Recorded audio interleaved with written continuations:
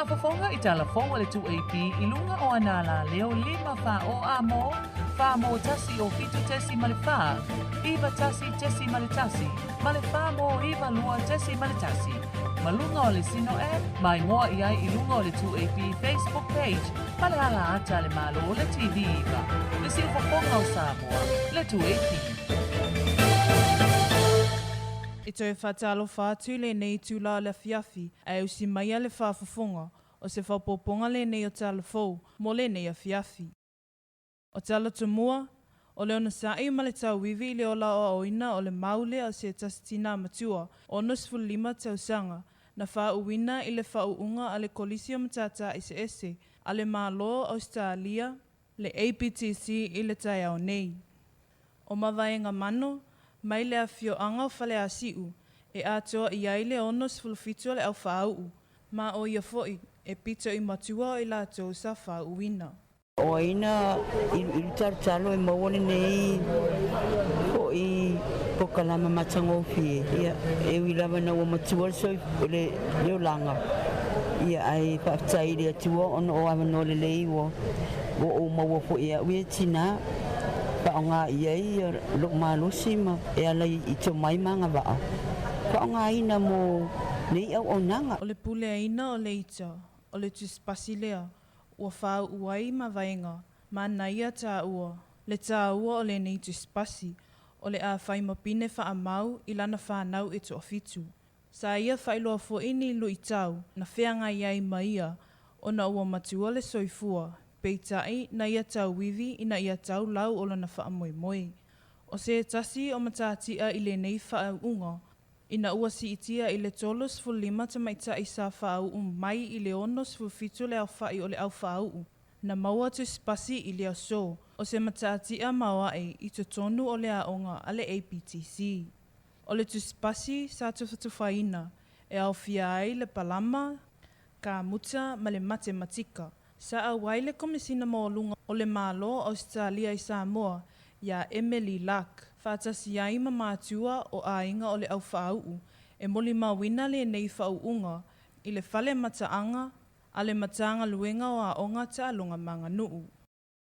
Mai le whamasinonga, wa toi tolopō ai e le whamasinonga mo'olunga, le matāupu whasanga I le tamaita'I o lo o mōlia, I le gaoi a o avea matangata faigaluega I le whale tupe a le ANZ.